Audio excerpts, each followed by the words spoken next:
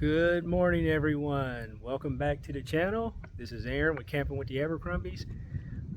Today, I wanted to share with everyone what I am trying to attempt to do. As you can see, I have my wife's Ryker in the bed of our truck. I was going to video me putting it in there. I have 3 ramps that I use to back it up in there. But in order for me to do it, I had to pull my truck out onto the street and block the road. And of course, as soon as I started, someone pulled out. So as you can see, I had to pull out to the street so I wouldn't have such an angle to back the Ryker into the bed of the truck. These are the ramps. I use wood to protect our driveway so it wouldn't, the ramps wouldn't dig into it. And the reason I'm doing this is we've got a trip coming up here to go to Georgia, and she's been wanting to take her bike. And now that we have a bigger truck, the bike will fit in there, but the tailgate will not close. And that raises a bunch of questions as to how we're going to do this. Because in order for us to take her bike, we will have to have the tailgate down. And as many of you know, you can't pull your trailer with the tailgate down because the tongue jack is in the way and the propane tanks are in the way. Well, the tongue jack is only held on with 3 bolts. The propane tanks, you got to take those off when you refill them anyways. So I'm guessing, or I'm going to attempt to hook this up. I know I'll have the clearance once I take them off, but my biggest concern is if I will overload the rear axle on our 2022 Ford F-250, which it has a payload capacity of 3,212 pounds. Our trailer is roughly 9,000 pounds. I think we'll be good, but just to be safe, I'm going to go up to storage, hook up the trailer, and remove the tongue jack and the propane tanks, and go. And actually, since they're right up the street, the storage place is right up the street, I'm going to come back and put my motorcycle inside our trailer. I don't know how many of you remember, but our trailer has the garage in the nose of it. So that's why I was concerned about the, overloading the rear axle on the truck. But I think it'll be okay. But, storage is like 3 miles up the road, and the nearest cat scale is probably, 6 miles up the road. It's not very far away.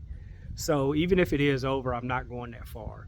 But I'm going to weigh it, make sure everything is safe and within limits. And if it's safe, we will be taking her bike with us on our trip to Georgia. So I will keep everyone updated and let you know what it turns out. What turns out. But yeah. Once we got the bigger truck, she wanted to know if we could take her bike. Her bike will not fit in the garage of the trailer. So we've never been able to take hers, which is one of the reasons why I purchased that. When we would go on vacation, we would take this bike in the garage. I bought this bike specifically for her and I when we went on vacation, because my other bike is not really built for comfort in 2 people.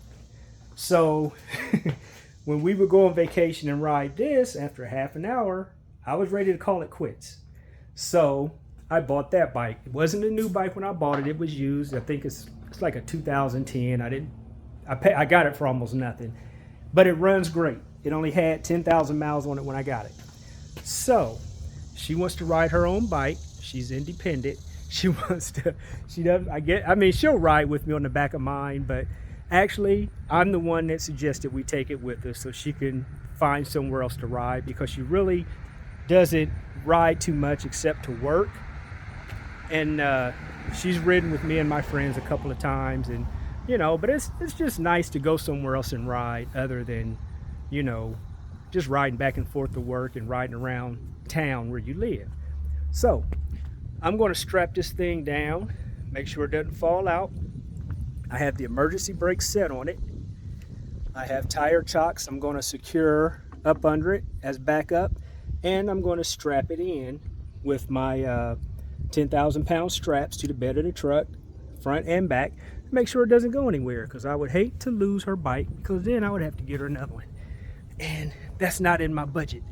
So anyway, I will keep everyone posted on how this turns. When I get to storage and get this thing hooked up to the trailer, I will come back and show you guys what it looks like with the tongue jack and the propane tanks removed, because that'll give me at least an extra 4 feet. And I've accidentally pulled out of storage with my tailgate down and didn't realize it, and I had actually made it to the freeway before somebody flagged me down and said my tailgate was down. So apparently it won't hit if you don't make a sharp turn. So that's why I figured by the time I remove that stuff, you know, I'll be able to make any turn I want to without worrying about it hitting the trailer. All right, everybody, I will be back shortly and show you what's going on. Thanks for watching.